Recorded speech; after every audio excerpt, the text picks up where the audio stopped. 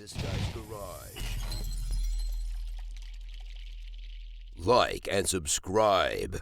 And this is pursuant to a resolution on the part of the party, part of the committee to get a briefing on Ukraine in the Baltic region. With that, we'll begin, and I just want to welcome Dr. Pawlowski to the committee. Obviously, the whip didn't talk to me, and we are going to have to coordinate on ties. So, General Smith or General Ritchie, you have 5 minutes. Mr. Chair, members of the committee, I'm honored to appear before you today. As stated, I'm Major General Greg Smith, Director General of International Security Policy at the Department of National Defence, and with me I have Major General Bob Ritchie, Director of Staff at the Strategic Joint Staff. Nous vous remercions de l'occasion de... Thank you for this opportunity to update the committee on the situation in Ukraine and Canada's commitments. Russia's war of aggression is now well into its third year. Russia continues to inflict significant damage and suffering onto Ukraine, leveraging its advantage in personnel and artillery ammunition to achieve incremental but steady advances across the front line. The armed forces of Ukraine have also inflicted significant losses on the Russians, but have paid a high price in doing so. La récente incursion ukrainienne dans la région de Ukraine's recent incursion in the Kursk region clearly caught the Russians off guard. Although Russia continues to make incremental but significant advances on the Donbas region, it has been forced to redeploy over 30,000 troops to Kursk. Ukrainian forces appear to be digging in and are presenting a serious challenge for Russia to reclaim its territory. While it is still too early to assess the strategic consequences of the offensive, the incursion has upended prevailing narratives of Ukraine's inability to counter Russian military dominance. This has boosted morale among Ukrainian troops, and Ukraine's leadership appears optimistic that others will see through Russia's supposed red lines. Ukraine has shifted from presenting the Kursk region as strictly to defend its Sumy Oblast to now integrating it into a newly announced victory plan that we understand is now being socialized with the U.S. Russia's airstrikes continue to exploit Ukraine vulnerabilities by successfully bombing Ukraine's civilian infrastructure, including hospitals, schools, grocery stores, and apartment building complexes. The destruction of Ukraine's energy infrastructure has led to significant energy deficits and power outages, once again leaving Ukraine in a precarious position for the upcoming winter. Si elle reçoit assez de soutien, with sufficient support, Ukraine can win this war. It requires timely, dependable, and coordinated aid from Western partners to overcome Russia's advantage in size and resources. Under Operation Unifier, Canada has now trained over 42,000 Ukrainian armed forces personnel since 2015. Increasingly, the flow of knowledge goes both ways, as Ukrainians have become experts in Russian tactics, techniques, and procedures. Spring, Canada signed an agreement on security cooperation between Canada and Ukraine, in which we committed to providing broad, multifaceted support for Ukraine. Under the agreement, DND-CAF will continue to provide military assistance, training, and capacity building to the armed forces of Ukraine. We will also continue our collaboration, information sharing, research and development, material cooperation, support for reforms, and more. These efforts aim to help Ukraine build a strong and sustainable force, fully operable with NATO and capable of regaining and defending its territory now and deterring future aggression. Le sommet de l'OTAN de 2024 qui a eu lieu à Washington. The July 2024 NATO-Washington summit was particularly consequential as it provided NATO leaders an opportunity to reaffirm their solidarity with Ukraine and set out long-term predictable assistance. At the summit, Canada committed an additional $500 million in support as part of NATO's long-term pledge for Ukraine. Launch of the NATO Security Assistance and Training for Ukraine, located in Wiesbaden, Germany. Here we will work with allies under a NATO command structure to coordinate the provision of military training, equipment, and logistical support to the Armed Forces of Ukraine. Finally, we announced at the summit that Canada will allocate up to $389 million of previously announced funding to enhance F-16 pilot training through the Ukraine Defense Contact Group Air Force Capability Coalition. This commitment will support training for Ukrainian pilots and provide equipment to support Ukraine's safe operation of F-16s. Un simple fait ressort de mon expérience dans la livraison de... The experience of delivering this military aid and training to Ukraine as it battles again Russian aggression has underscored a simple fact to me. Canada's support is essential, critical, and we must do more to support Ukraine. The decisions we will make now will shape the coming decades, and we must rise to the occasion. Mr. Chair, members of the committee, thank you for your time. Thank you for your presentation. Now, half the TAPV reconnaissance vehicles sent to Latvia are unserviceable and not operating. No spare parts and no money to fix them have been sent over. Half the vehicles were broken, I believe 8 in total, 4 unserviceable. There's no cash, no parts, no people. We're told there's a 50% chance the war will spill into NATO countries and Canadian soldiers are on the front lines with half the reconnaissance vehicles operable. What's the survivability rate of the women and men we've sent to Latvia?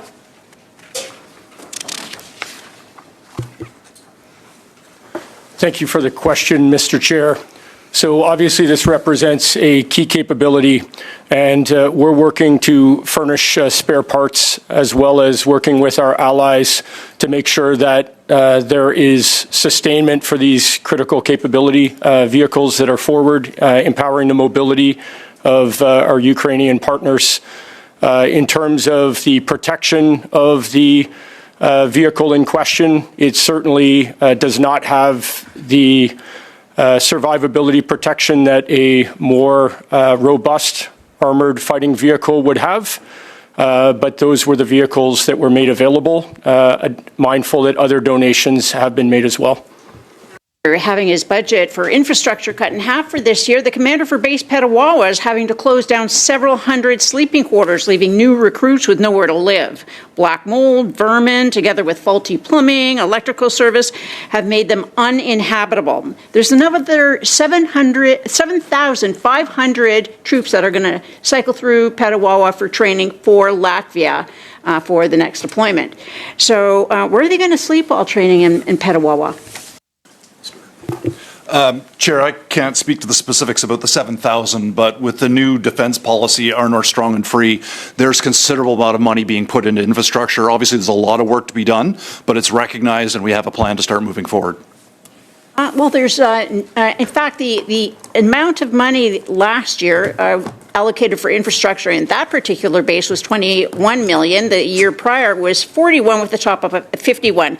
With no money for infrastructure, the World War I era firing ranges upkeep on base Petawawa, they're actually sinking, and they can no longer be used. So how are soldiers supposed to learn how to shoot if there's no place to practice? Mr. Chair, again, the specifics, I haven't been to Petawawa for a couple months, and some would know it better than I do, but it's a great base. There is a plan for put more money into it, and indeed for training, but there are thousands and thousands of troops that have cycled through there to do incredible training that have allowed them to be very, very successful in Latvia. Mr. Chair, if I might add, we prioritize 3 things. One is readiness, which includes what was described in terms of preparing for operations and time on the range, as well as modernization of future capabilities, and then our people. Money to fix up the range and no place for them to stay. Okay, so according to NORAD, 2 1138 military aircraft were detected and tracked while operating in the Alaska Air Defense Identification Zone on September 14th, marking the 3rd such incident in 1 week. What message is Russia trying to send us? Thank you for the question, Mr. Chair. We're actually aware of 5 interactions in the north.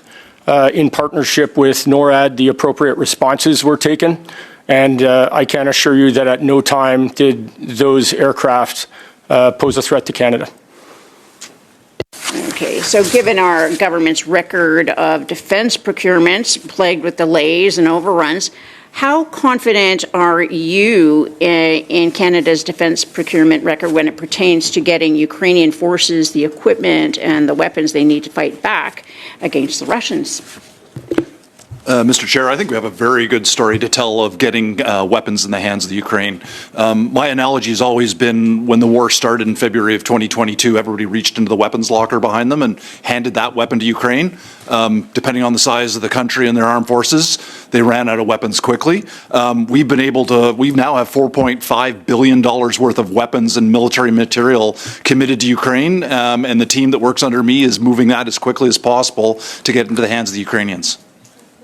That equipment getting into the hands of Ukrainian soldiers, or at least getting over to Europe. It takes quite a while for the equipment to actually get into Ukraine. What about the equipment for Canadian soldiers? Where are the replacement orders? When are the soldiers here in Canada going to have equipment to train on? Mr. Chair, I think we're actually getting the equipment into the hands of the Ukrainians pretty quickly. We have to make sure that we're using taxpayers' money correctly. And so the team that I work with have to make sure that we work with other government agencies to get that money looked at properly, get the contracts put in place properly so that that money is used wisely for the taxpayers. And then we get it over as quickly as possible all the way across the ocean into Ukraine, which is a war zone. So it does take a little bit of time, but we do a good job and we do it as fast as we can. For the equipment for our soldiers here in Canada in case they have to be deployed. After all, there's a chance that they will be deployed in a hot situation. What would you like to see from the Government of Canada to ensure future commitments to Ukraine for weapons and equipment be expedited so they could be brought to the front lines in the most immediate manner? Mr. Chair, very quickly, I think we're doing a good job doing that. Again, more money was just given at the Washington, D.C., $500 million. We're moving through that right now to give advice to the minister. And again, get those in the hands of the Ukrainian soldiers. Can you share with the committee in terms of what equipment has been the most valuable equipment that the Ukrainians have utilized in terms of Canadian support that's been provided? And can you talk about the supply lines that make their way from the supplier or from our stockpiles that we have here in Canada through to Europe and into the Ukraine in order for their military to use that support to the best of their ability? Mr. Chair, thanks for the question. First of all, I'd just like to characterize it's not just me and my team that look at what the Ukrainians need. We work with the Ukrainians themselves. We're tied into an organization in Germany that I mentioned earlier, the SAG-U. Talk with our allies what they're doing. Speak to the Ukrainians both in Ukraine and here in Ottawa to make sure that that's their choice. That's what they're looking for, and then move it as quickly as possible. And as I said, it's a lot of money. It's taxpayers' money, and we've got to make sure that we do it properly and then transport it a very long way to get it there. And again, it doesn't go directly into Ukraine. Can that conversation go somewhere else? Please? Please continue. Yes, thank you, Chair. And so as a quick example of what some of the things that we're donating, drones. This is a conflict in which I think what we're learning and what we're seeing in drone warfare is, I guess we'll call it evolutionary, but at the same time, it's shocking to see. And Canadian industry has stepped up, and we have committed to over 900 drones that are being used there. And again, got to get them over there. We need to train the Ukrainians on them and then get to them to use them and then get the feedback on how that's going. So drones is just one example of success. The biggest threat to our nation right now is disinformation. And I know that a big part of the war effort from Russia is trying to convince other nations and their citizenry not to support Ukrainian efforts. And we see that in the U.S. with J.D. Vance kind of leading the charge and former President Trump. Talking about pulling support for this effort and having it wrapped up by the time he's sworn in, if he's successful. And so there's a lot of misinformation out there. Russia's actually paying people to spread that information, and the Department of Justice recently released a report where some social media influencers in the States were found to have received $10 million from Russia. So all that to say that there's a lot going on behind the scenes that we're not aware of. How are you combating disinformation that's coming from Russia and some of their supporters, China and others, as it relates to targeting our military personnel, as well as trying to erode the faith that people have in our institutions here in Canada, whether it's our military or otherwise. Chair, I'll obviously restrict myself to the Canadian Armed Forces. But that being said, I think proper communication with the members of the Canadian Armed Forces, the chain of command, talking to them and their families at any time, telling them the truth of what's going on. That's our key challenge, is to communicate with a very large nation, people scattered across both Canada and internationally, is just communicate with them and tell them what we're doing in this particular case to support Ukraine. And again, I think we have a very good story to tell. Mr. Chair, I might just add that the Canadian Forces obviously remaining ready, resilient, and relevant. And when we see these threats emerge, we over-communicate amongst ourselves with our allies and partners to make sure that we are all mindful of the pervasive threat. To my time to Member Pulaski. Our Prime Minister recently stated Canada fully supports Ukraine using long-range weaponry to prevent and interdict Russia's continued ability to degrade Ukrainian civilian infrastructure and mostly to kill innocent civilians. Some of our allies seem to be a little more cautious about the use of long-range weapons to target Russian targets within Russia outside of the Kherson region. It seems, and it seems perhaps this is changing, but the concern seems to be Putin's continued threats that this is going to escalate the conflict between Russia and NATO. What is our assessment of the risk of providing long-range weaponry and allowing the Ukrainians to use it? Thanks for the question, Mr. Chair. So indeed, on the 13th of September, our Prime Minister did say that there would be no constraints on any Canadian-donated weapons and systems. And in fact, the following day, the chair of the NATO Military Committee, Admiral Bauer, stated the same thing and specifically said every country has a right to defend itself, and that doesn't stop at the border of your own nation. To the question, Mr. Chair, the M777 howitzers, which were initially quite prevalent at the start of the campaign, have a range about 30 kilometers, depending on the ammunition used. Some of these longer range capabilities that have been spoken to can be more than 10 times that range, 300 to 500 kilometers. And therefore, they do provide the ability to strike further in depth, although certainly not into deep Russian territory. What they can do, though, is create vulnerabilities for the adversary, specifically Russian assembly areas, command and control, bridges, railways, and critical infrastructure, and therefore create more of a buffer between the front line of troops and where they're mobilizing. Answer there. So how can the Canadian government stand strong in terms of that upholding of international law if we don't do it consistently? Is My question. important, but it is possibly beyond the remit of these particular generals. You're welcome to answer if you wish, but that's not why you were invited.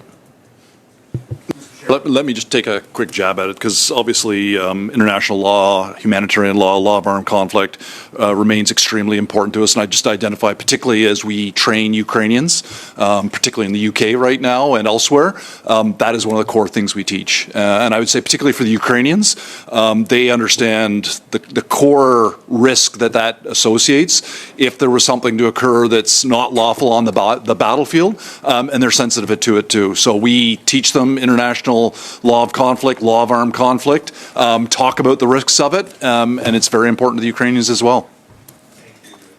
Actually, you took some of my time, Mr. Chair, so I'd love to have that extra 30 seconds. Well, I intervened, so thank you. 30 seconds. I didn't stop my clock. You have 9 seconds left. So I'm going to suspend at this point and ask the ambassador to come and make her statement, and then we'll see where that leaves us on the clock. And so welcome, Ambassador, to the committee. Thank you. Honorable Chair, honorable members of committee, thank you for this opportunity to provide you the briefing on the situation in Ukraine as we continue to fight. First of all, I would like to thank you for the steadfast support of Canada, of Canadian Parliament, government, and the people of Canada for Ukraine and our fight against illegal and brutal Russian invasion. Your strong standing is highly valued as we continue to fight the biggest conventional war on the European continent since the Second World War. But the implications of Russian aggression against Ukraine has impact far beyond European continent, as it challenged the core concept of international rule-based order, respect of security and sovereignty of the countries around the world. Let me brief you on the situation in Ukraine. The situation on the front line is challenging, despite the Russian attempts to move forward and the lack of ammunition and equipment of Ukrainian armed forces. We managed to stabilize the situation on the front within the past week, and particularly in Donetsk direction. Now the most fightings are taking place in vicinity of Pokrovsk and Kurakhova, and is part of Ukraine. Russians have an advantage in their air and manpower, but they are suffering significant losses. According to our General Staff, as of September 16, since the start of the full-scale invasion, Russian irreplaceable losses of manpower account over 634,000 soldiers, including those wounded and killed. Russia significantly faced the losses of all the equipment. Over 8,000 of tanks, 369 aircraft, over 300 helicopters, 28 warships, one submarine. Ukraine has managed to destroy and disable nearly 33% of Russian Black Sea fleet. And we were managed to do it because of the bravery of the people, but also the unity and support the allies, and Canada being one of the closest of the allies provided to us. Russian troops brutally violate also the Chemical Weapon Convention by using the gas and gas grenades and the other explosive devices equipped with irritant substances. Russia continued to accumulate troops and demonstrate commitment to the war of attrition, hoping to get some gains with still the considerable resources and the war fatigue and nuclear blackmail, all of this stuff that we have been seeing altogether for the more than 2.5 years. Russian dictator Putin on September 16 signed a decree on increasing the manpower of Russian army, adding 180,000 of people for the new conscript to the Russian army. Russia has taken all ammunition from Belarus and uses artillery shells and ballistic missiles from North Korea, as well as Iranian drones.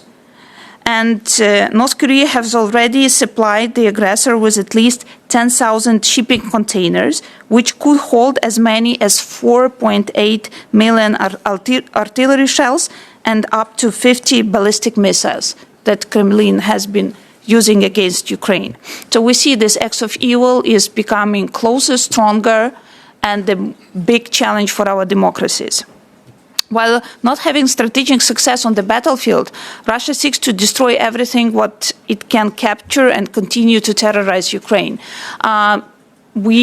Russia destroyed or damaged within the last 6 months over 9 gigawatt of power capacity throughout Ukraine, power grids, power generations. So today electricity is supplied to Ukrainian people with the huge power outrages, and the people does not have a full access to electricity, water supply. That was what Russia's strategy has been for few winters. Now we are coming to the winter, which will be one of the hardest ones. Another challenge is that Russian missile attacks, including the ballistic missile Russia is using against civilian objects. You also saw the horror in June of the attack of Ohmedit, the biggest children's hospital in Ukraine. It's like sick kids you have in Canada, where Russian ballistic missile destroyed the campus of the clinic. But then Pokrovsk followed with all 55 people who have been killed by one ballistic missile. It flies few minutes. Lviv, Kharkiv, and the other cities. The UN Human Rights Monitoring Mission in Ukraine confirms that Russian armed forces' attacks have caused extensive civilian harm.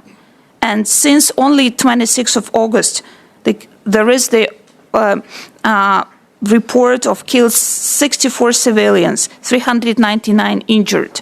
The high casualty numbers follow a sharp increase in civilian deaths and injuries over the summer through this Russian terroristic attacks over the whole territory of Ukraine. And there are two specific decisions from our partners that our partners can make to help us. First is giving us the possibility for the use of long-range strikes on legitimate military targets on Russian territory. First of all, where they launch all these missile attacks, because without that, without having our sky protected, the death toll of civilians and the destroyment of the civilian buildings and infrastructure will be unfortunately increasing. And also for the partners agreeing to use their air defense capabilities to shut down missiles and drones closer to our neighbors and allies' airspace. Our allies already showed the unity to take down rockets and drones over Middle East, and it's right to demonstrate such unity in Ukraine. These missiles and drones are flying not over Ukraine, but there were few of the cases when they were flying over the territory of our neighbors. And as President Zelensky said, and I quote, Belarus is taking the lead on shooting Russian drones now. And we are very grateful for the position of Canadian government on no restriction on the use of Western weapons and targeting using long-range weapons on Russian territory for legitimate military targets. Also, one more thing, one very important, just to finish. Last but not the least, I want to draw your attention today to another big challenge. It's Russian disinformation. Disinformation campaigns are targeting human will. And from the military perspective, as General Ayer just recently rightly said, if that will is affected before the first shot is fired, there is winning even before fighting. So the key goal of Russian propaganda campaigns is to challenge our democracies, to spread chaos and decrease the Western support to Ukraine. It is well funded, including by covered and uncovered operations, and we need to take this danger altogether very seriously. Thank you, and I'm ready for your questions. Thank you, Ambassador. Ambassador, I just want to direct most of my questions towards you. And first of all, express our gratitude to all the brave women and men serving in the Ukrainian armed forces who are standing in the face of Russian aggression, and all the brave civilians for the amazing work they do in supporting the war effort in Ukraine and standing up for democracy, human rights, and the rule of law. As conservatives, we, as you know, support Ukraine. We'll always support Ukraine, and we'll continue to do so going forward every way that we possibly can. Now, you were mentioning disinformation, and were you shocked to see the Russian propaganda film Russians at War that was funded with Canadian taxpayer money through the Canadian Media Fund, which is an arm of the Canadian government? Thank you. And I think our position from Ukraine was very clear through myself, our embassy, our government, our Ministry of Foreign Affairs. We were shocked that TIFF Film Festival was providing the place for the film, which is a part of Russian propaganda campaign. And there are numerous reports, UN Human Rights Commission, and the other international organizations who are present in Ukraine. You all saw, and many of independent Canadian journalists were visiting Ukraine. We opened the borders for them. We all were witnessing horrific war crimes Russian soldiers committed. Bucha, Irpin, Izium, massive graves, using sexual violence as a weapon, killing civilians. And just today, the Ukrainian Human Rights Commissioner published the proven information how Russian soldiers killed the prisoner of war with the sword, the horror video, and this is what really Russian soldiers are doing in Ukraine. And I think, showing one-sided film, whitewash, is the attempt to whitewash the Russian war crimes. And that was Russia and Russian campaign has been doing by trying to blur the lines And it's very dangerous because that's how the propaganda works. And we're really disappointed with the decision of TIFF to show this film. It's a big wound for those hundreds of civilians who have been killed and thousands of their families who lost their beloved ones by the cruelty and barbarity of Russian soldiers. I don't want to say that Russia, it's Russian soldiers, because there is a physical person who put the button for the missile to fly into the biggest kids' hospital. There is the Russian soldier who makes the decision of killing those civilians. So we need to recognize that and be very clear of how we name it. It's not Russia as the collective thing. There is, every time we as a human being have a choice to do it or not. We saw what Russian soldiers have been doing in Ukraine. Do you believe that Government of Canada should demand that those funds be recouped since it was used for disinformation? We welcome decision It's over $345,000. We welcome this decision of TVO board to denounce the film and stop showing it. Back in November, in late November, General Budanov from the Ukrainian Defense Forces requested our 83,000 CRV-7 rockets to be sent to Ukraine. They were sitting in storage and slated for disposal. Our conservative leader, Pierre Poilievre, in February, seeing that there was no response, demanded that they be sent from the Government of Canada, Canadian Armed Forces. There was a tranche in June announced of about 3,000 rockets and munitions that were sent. And then just finally, 2 weeks ago, we had the announcement that the remaining 80,000 were going to be sent. Has Ukraine received any of those rockets? And do you have a schedule of when the rest of them will be delivered for use in Ukraine so Ukraine can protect its sovereignty and its people? Thank you for this question. Indeed, we are very grateful for the decision of the DND to give us those rockets and the motors of rockets, and part of them are on the way delivered, part of them were just announced, and logistic taking some time, but we hope the delivery will be expedited. And it is important because, as we've mentioned, for some of the parts of the front line, Russia is prevailing in the ability for artillery shots from 1 to 12. Sometimes it's 1 to 5. But even though those rockets which were decommissioned, we definitely will make them on a good use. Good. Now, there was how much?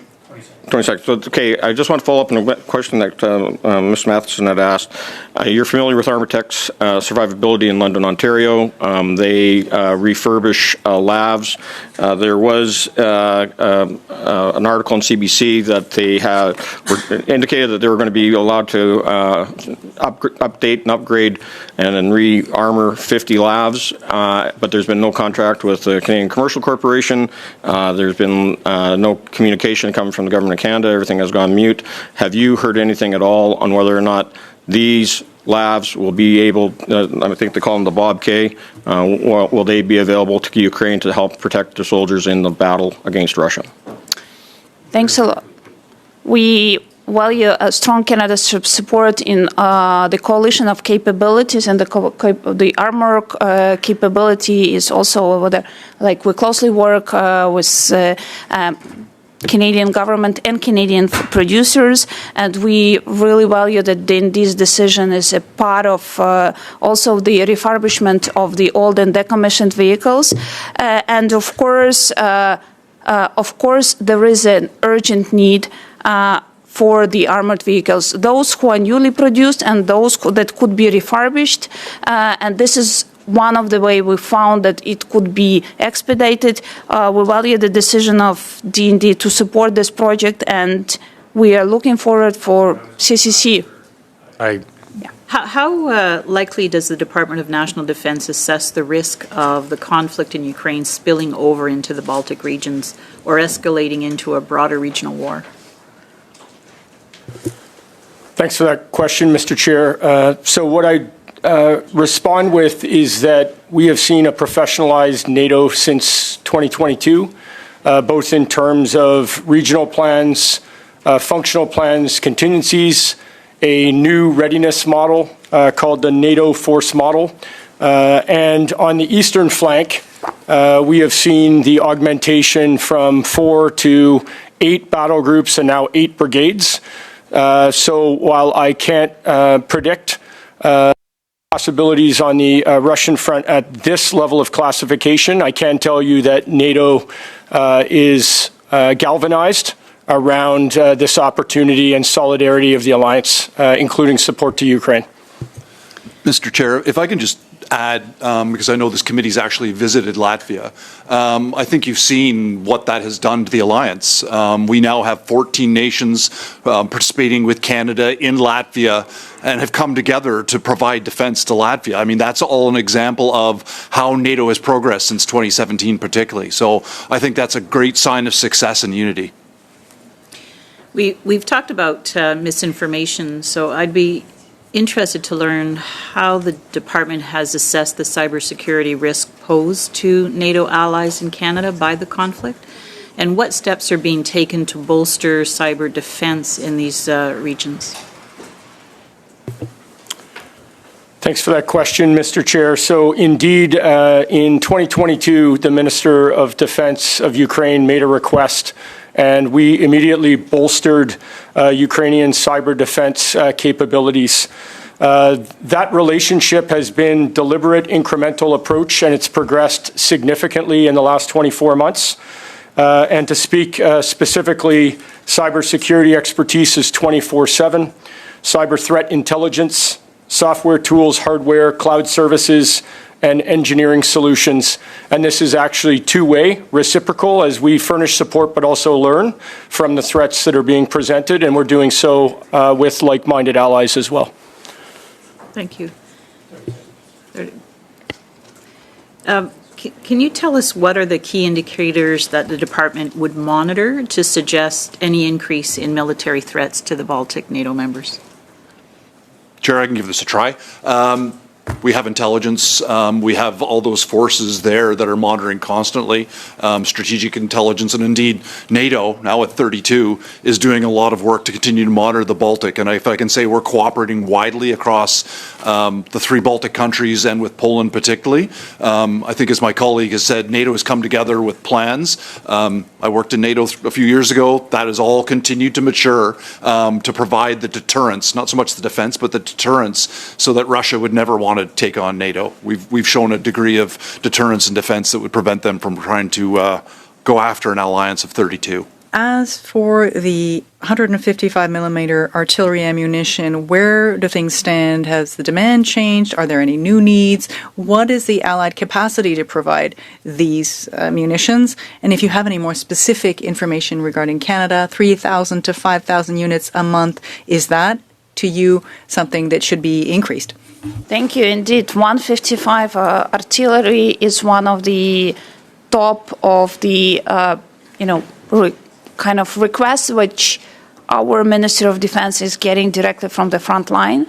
And it's widely seen how Russia is not only being able to produce them, but also North Korea is providing a lot of them to Russia. We are grateful for Canada to supporting the Czech initiative, which was to provide us with the artillery shells. But of course, we are talking about millions, the need of the millions of artillery shells, and the need of jointly increase the production. We are also launching the part of the production in Ukraine, but of course we welcome additional support of 155 artillery shells from our partners, including from Canada and Canadian producers. Could you speak to the option or the possibility of striking deeper into military territory? I was asking the question of the journals earlier. We know that there could be launch bases or certain chains, supply chains and others, trains, etc., within Russia. In what way could this be helpful for Ukraine versus in what way could it be an absolute game changer for you? I'd like to hear you on that qualitative side. Thank you. And thank you for that question. It's really important because as we saw back in 2022, our ability to liberate Kherson region was because we had HIMARS. And HIMARS had the ability to strike Russian infrastructure, supply chain, deposits of all the military stock. And we saw how this Russian front line was cracking down. Because the war is also about logistic and ability to supply the soldiers to the front line. What we are facing now? We are facing now when Russia is using their aerodromes to launch the missiles deep inside Russia. Because they also understand that because we have these restrictions, the only thing we're doing is asking you for air defense systems, for missiles for them, and try to draw down Shahed drones, ballistic missiles, all the kind of the missiles. Almost every night, we have this air siren, and they are flying over Ukrainian sky, all over Ukrainian territory. And it's also the same about the supply chains. If we will be able to attack and destroy the Russian supply chains and those legitimate military targets, including the air bases where Russia is launching these missiles, that would be a significant change on the situation on the front line and for the civilians throughout all of the country. That people say, oh, Ukrainian incursions are actually fake, that they're not going that well, really. And the opposite would be to use satellite imagery, for instance. Should we provide more resources to satellite imagery specifically to counter disinformation? Russia's saying one thing about the fact that the attacks are ineffective. That's wrong. And probably hours and hours telling you what are the examples of those Russian disinformation, not only since February 24th, 2022, but back 10 years ago. You need to realize Russia is very sophisticated in disinformation and propaganda. We have historical cases where Russia was targeting Ukrainian community 30, 40, 50 years ago, when they were one of the most active to support Ukraine's independence. This is the same pattern here. The tools probably are a bit different. We have now social media, we have other resources, including so-called cultural diplomacy, what Russia has been using to spread the false narratives. Few of them, yes, sanctions are not working. But you can see on the financial result of one of the former biggest Russian company, Gazprom, it's now loss-making, with decreasing investment, decreasing the efficiency. It's one of the example to see. The same is about, what's happening on the front line. It's also, and there were even the cases when Russia disinformation campaigns were targeting particular soldiers in Ukraine with particular brigades to break morale of the people who are there on the trenches on the front lines. So they were so sophisticated to send the messages through Telegram channels, through other social media, saying them that they need better to surrender because all of the other commanders left the battlefield and so on. So these are very, very sophisticated operations. Many of them are done in the shadow, and you just saw the recent news from U.S. Was the investigation on few of the companies who were working with Russian operatives and financed by them.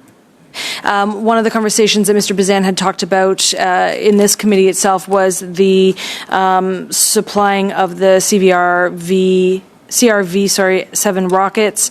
And a lot of the conversations that we had in this committee was to ensure that they were safe, that they were effective, that during transport they would be safe. So I'd love to hear from the generals and from you, Madam Ambassador, about what we're doing on those reviews to ensure that all of that older equipment is safe, and how they're, if that's delaying, how that's delaying it, or that all of those checks and balances are in place on both sides to ensure that safety is part of that conversation.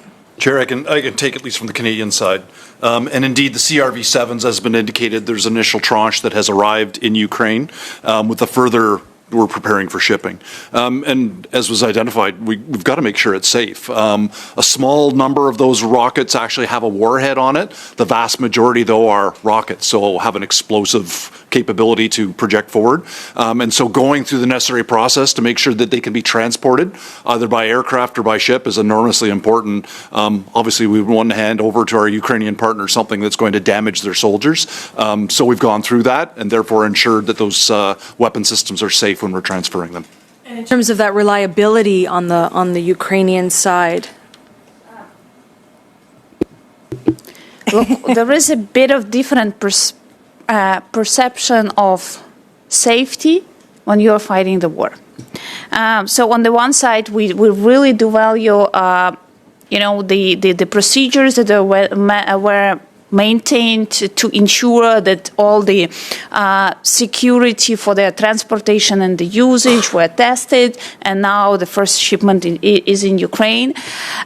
But also you need to understand that there is always a balance between the safety standards and the pressing needs. Because if the brigade is not unarmed, all the talks about safety and security is very theoretical one. Because tomorrow these people could be injured or unfortunately could be killed if they are not equipped, if they don't have the armored vehicles to use, whether it's to fight or for the evacuation. So we do value specifically for the rockets. That was very important for us all to ensure that while shipping, while being used in Ukraine, that this safety and security measures need to be maintained. But for many other types of equipment, we have a different perception, and urgency very often is prevailing for us because that's the choice. But I would like to mention, and thanks a lot for the approach of D&D of helping us build the capabilities. So providing not only, armored vehicles or the other types of weapons, but also a kit of the spare part, the maintenance support for them. It's very important because it gives the most efficient use of those weapons, and the longer term we can use it. So I just want to reiterate that we really appreciate that.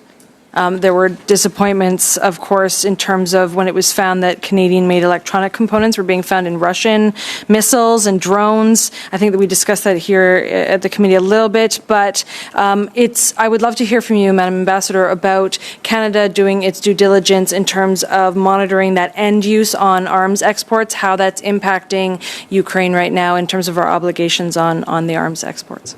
Thank you. And indeed, we continue to find a lot of spare parts of the Western-produced, spare parts in different types of Russian weapons.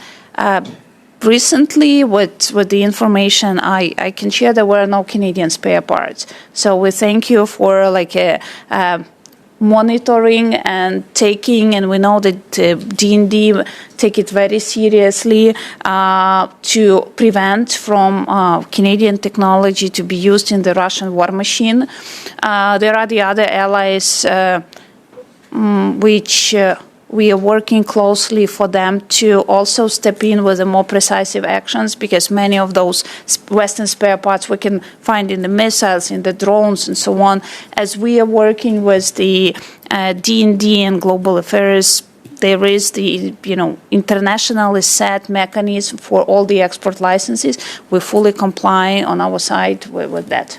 If you could talk about Canada's role in terms of promoting, and within the international community as well, promoting anti-mine initiatives. What support does Ukraine need to further demine? I know Canadians are some of the best to do that, but what additional supports would you maybe need for that demining of the countryside, especially after this war? Thank you. And indeed, we greatly value support that Canada is providing us in the demining field. Ukraine is now one of the most mine-contaminated country, including the grain field. We have, unfortunately, many of the casualties with the civilians and our farmers who continue to work on the field, because we remain one of the biggest grain exporters in the world. So it is a big challenge for us, and both for civilians and also for the military. So the mining and mining equipment for the military is an important, it's one of our requests on the list, but for the mining equipment for civilians, Canada was among the first countries to step in and to double at that time our capacity on the big demining machines to help us to clean first of all, the fields, so our farmers can come back and work on the fields and supply the world with the food. Thank you. Thank you. I have a question, Ambassador, for you. You mentioned the term nuclear blackmail. Obviously, Putin has mentioned that he's threatening that. So in terms of the fact that he's done some terrible things, they're known for their disinformation. How likely would you think or rank the fact that he is threatening nuclear response? Do you feel that's just more disinformation, or do you feel that he's actually serious when he talks about that? I just have the figure. If I'm not mistaken, there were 72 times since February 24th, 2022, when Russia was blackmailing with nuclear. And that is also a part of their campaign to put so-called, red lines. You remember when Ukraine was first asking about NATO weapons, what Russia did, the same narrative. Then as we were talking about tanks, then we were talking about air defense, then we were talking about the fighter jets. Now we are talking about long-range strikes, the same pattern. If you see what's happening in reality, and including with our Kursk operation, you can find yourself and make, I think, your own conclusion. What is this blackmailing? It's a common Russian strategy just to hold our partners and hold some of decisions to with the support of Ukraine. That's all about. Do you feel the same? Do you feel it's just disinformation, or is there a legitimate threat? Chair, the only thing I'd add is that's it's in Russian doctrine. Their escalation dominance, always trying to make it look like they're going to go farther. It's in standard Russian doctrine. There are nuclear weapons, though, but at the same time, on the alliance side, the alliance is very well aware of that, and obviously providing the deterrence that we have with its own nuclear capability. I'm going to take the yeah, thank you, Mr. Chair, and thank you, Mr. Ellison, for splitting your time. Ambassador, the government of Canada, promised back in January 2023 that they were going to send some NASAM air defense system to you. In March of 2023, Minister Anand said it was en route, and now we're hearing it might show up sometime in January 2025. I know you need them now. The system would be very important in protecting the cities and the civilians of Ukraine. Have you received a hard date when the NASAM will be delivered? Thank you. Indeed, we really appreciate the decision to help us with air defense system. It's in production. It's both the Canadian and the system which our other partners also committed to support us with the system. All of them are now in production. U.S. manufacturer. We are looking forward. I think at that stage, none of us can make any help for expedite them. That's the production process.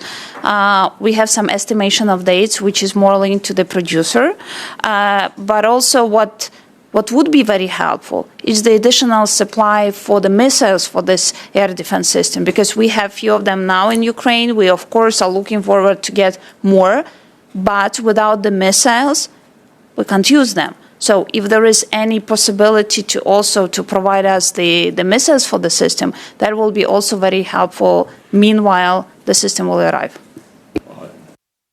Ambassador, the CRV-7 rockets, which are a Canadian-made rocket, is also a manufacturer of missiles and still in existence and still has capability to produce missiles. So I'd hope that the government of Canada would be looking at our own domestic capabilities and industrial strengths that we have in the defense industry to provide you with more of those missiles. Now, we talked a little bit about the 777 howitzers, the M155 shells. Government has delayed and dithered on getting getting our production increased here. Can you tell us, Ambassador, whether or not Canada is shipping any increase in M155 ammunition rounds to Ukraine, or are you accessing those rounds from other countries?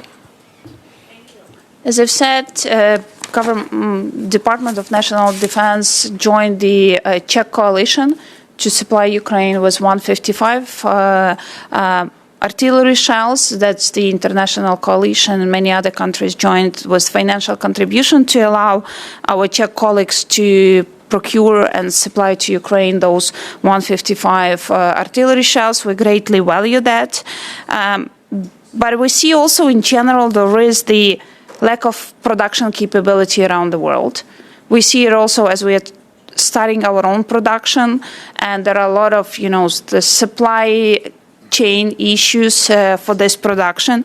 And we started to talk about this back 2 years ago, that defense industry is now our great partner, but also a big bottleneck. So while working together, we need to ensure that we all are able to produce, because sometimes it's not about the funding, just the physical capacity. And I would also like to thank you, many of Canadian defense producers who are working on production of this military supply. I think a bigger part of this military support that Canada has provided for us are produced in Canada here, and I visited a lot of them, and I really want to take this opportunity to thank you, those companies, the people are working there for their efforts. You mentioned in your opening remarks that allies, the support that Ukraine has received from allies, is one of the major reasons why it's seen the successes that it has seen, along with, of course, the bravery of the soldiers on the ground.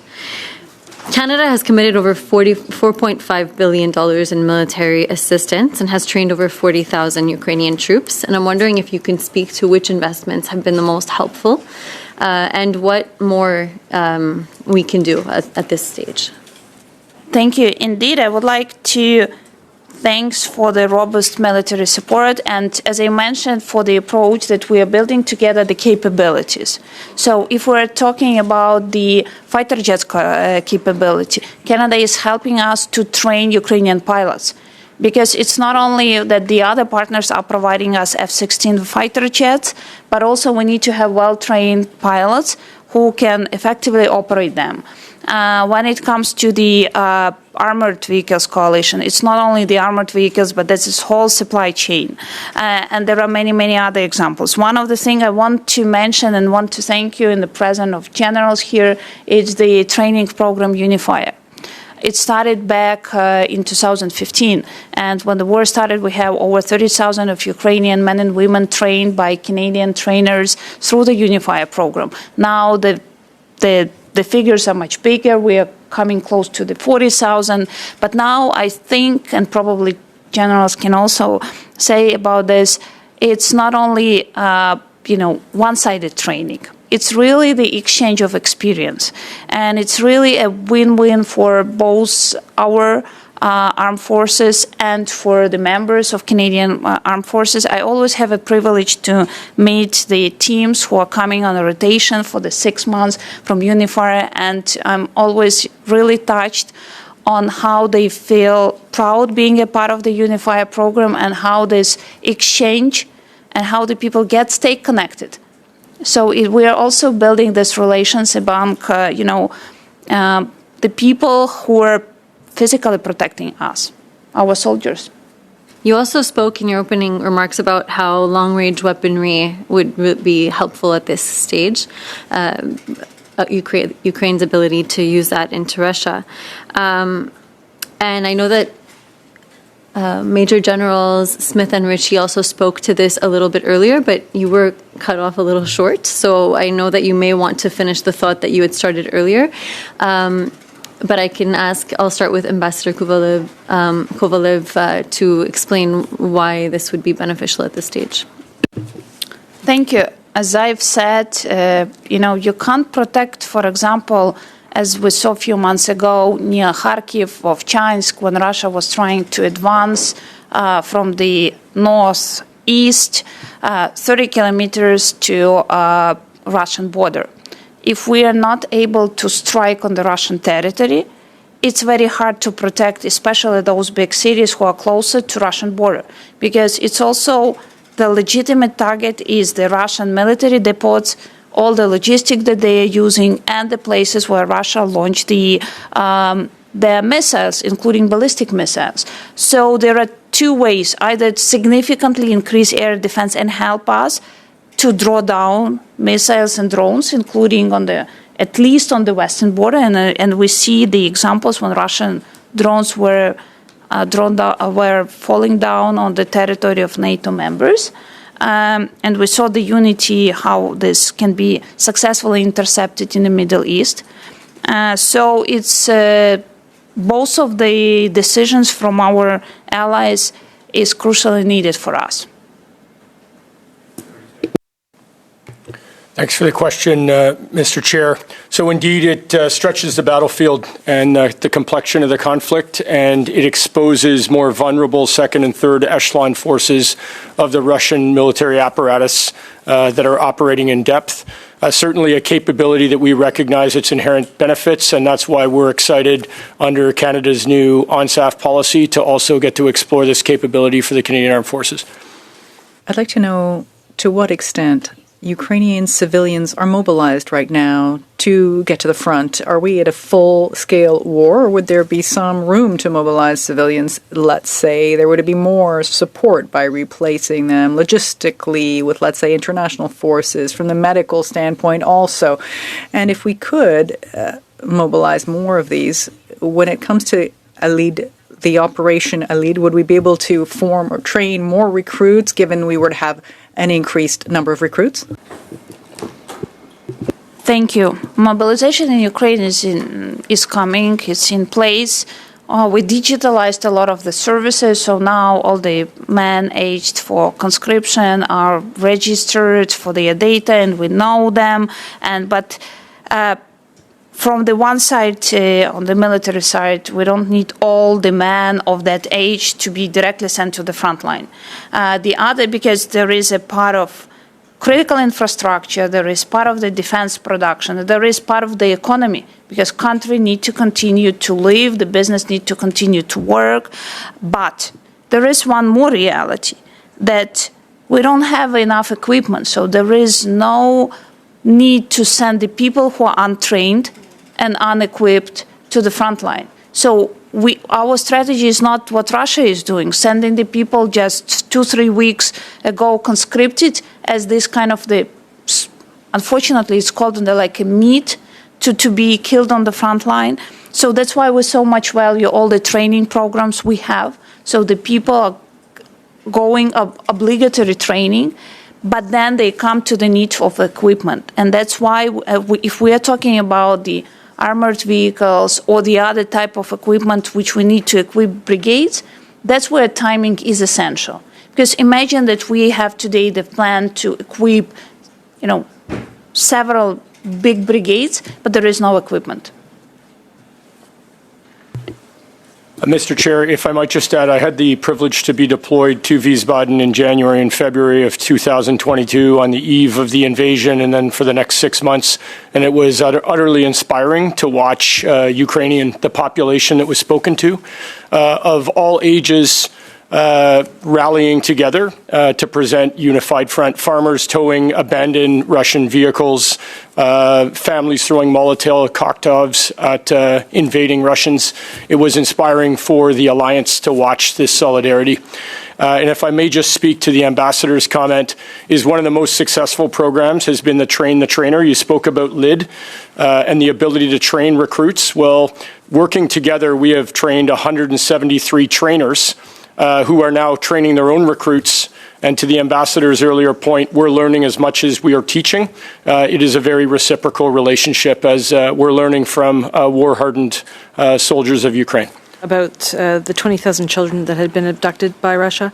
I wrote to the Minister of Foreign Affairs on behalf of the Ukrainian Council, London chapter, but we haven't heard back yet, unfortunately. But can you tell us how Canada can increase more of that diplomatic pressure on Russia and do our part to help Ukraine return these children to their homes?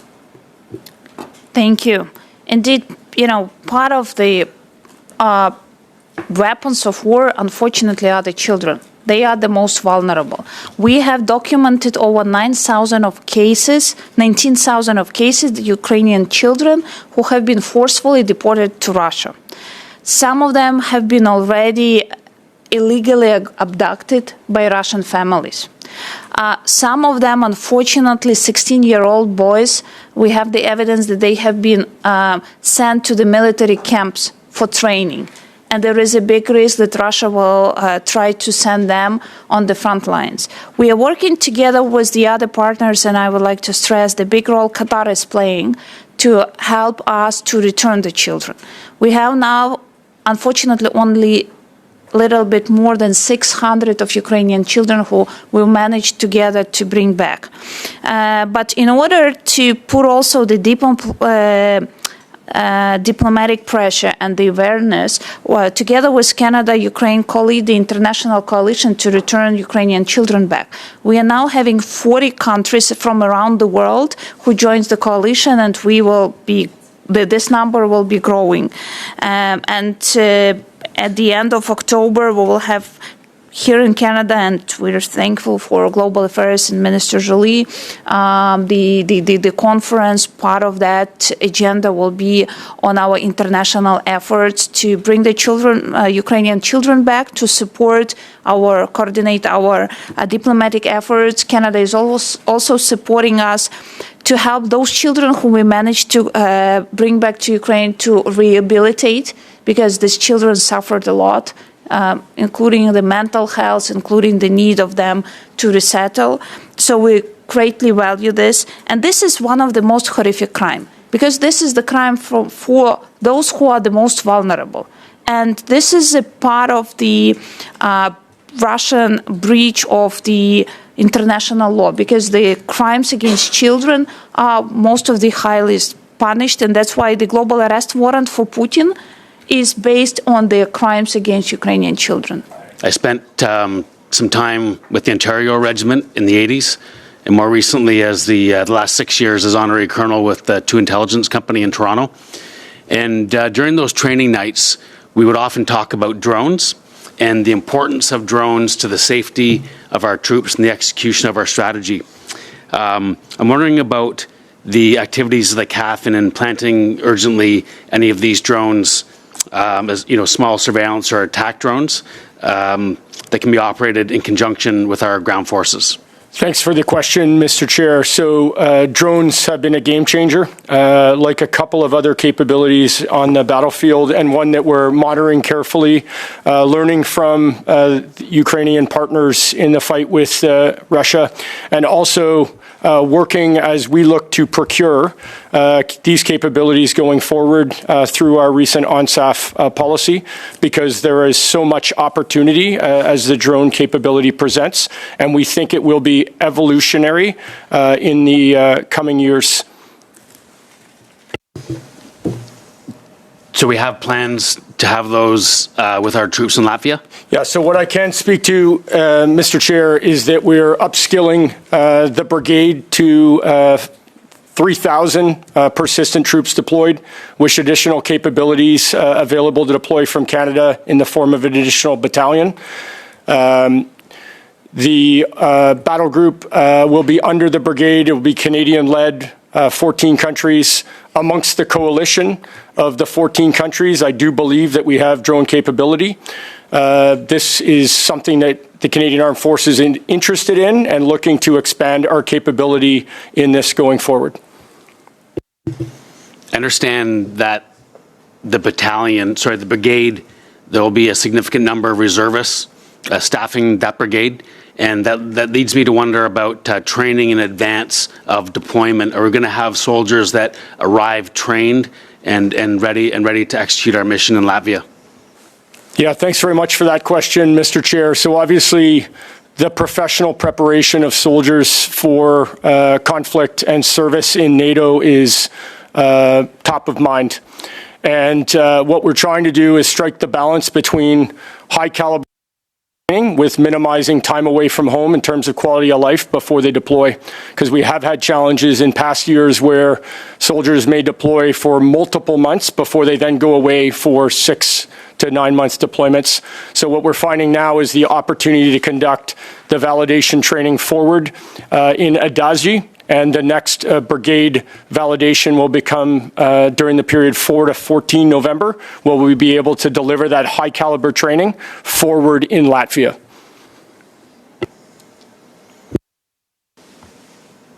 Back in March 22, we had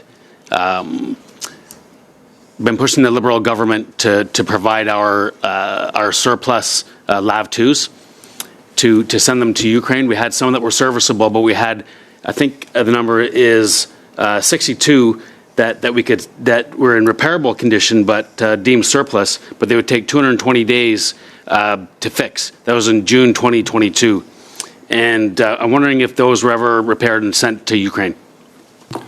Mr. Chair, I can't speak to those specific statistics. That being said, we're working actively with Ukraine. If they're asking for Hulks, M113s, LAV-2s are said, we're moving them as quickly as we can. Obviously, Armatech came up with ECLI, which is the refurbishment of that, and we're continuing to work through that to achieve a contract as quickly as possible.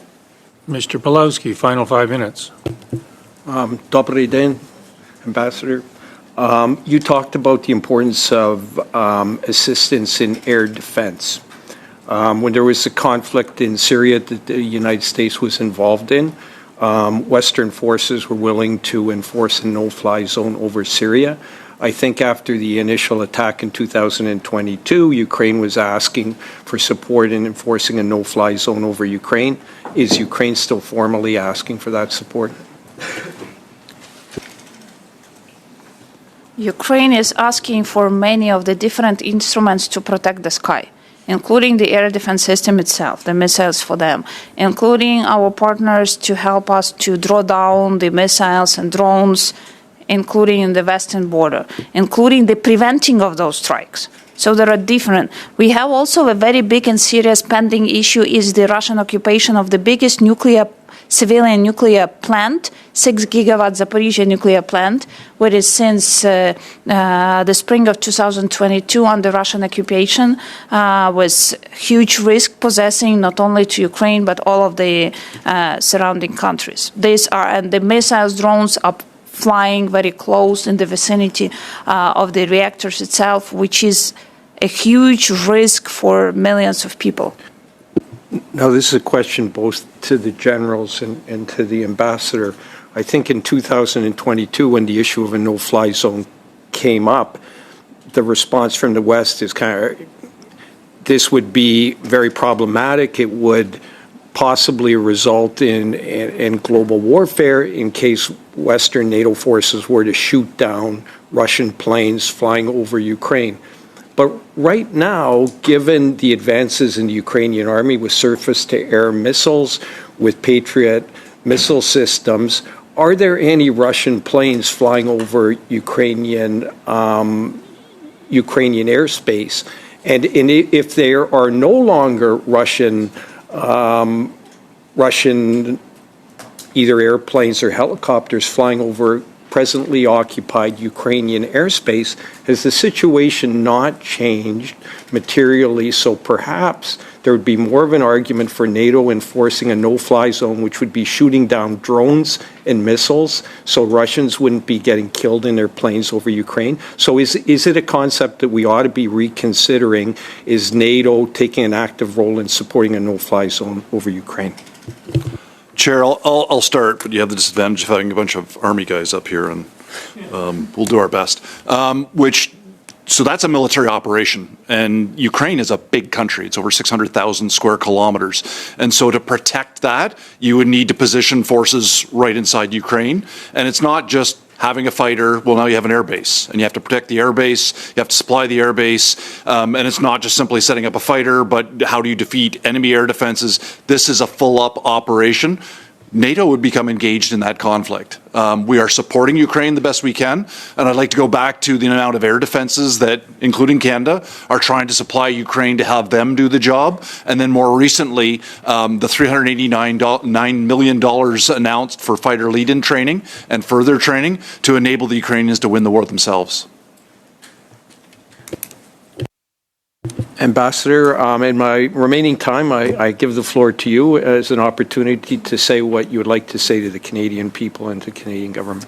Thank you. There were 369 Russian airplanes flying, which have been destroyed. But indeed, the protection of the sky is a huge issue, both for the military, civilians, and Honorable Member Don Stewart was talking about the drones. Drones and also the drones which are using artificial AI is now a game changer. So it's not the conventional war that you saw before. That's also the war on technology. Both the drones, the electronic warfare. We already created one of the first, a special part of the forces, which is called unmanned forces. So we are using actively different types of the drones. Air drones, sea drones, or the just unmanned vehicles on the front line. And Ukraine is now on the edge of this technological development. This year, we will be procuring, by the end of the year, for Ukrainian armed forces, 1 million of drones of different types. Small one, long range, short range, surveillance drones. We are doing it because of, this is partly substituting the lack of artillery and artillery shells. There are some part of the front line which is controlled only by the drones. And sometimes the small drone, which costs several thousand of dollars, can destroy a tank or the armored vehicle. So it is a new type of war. What we also was offering and working with allies and with Canada, and we see on our side a big potential of it, is cooperation in the drone production.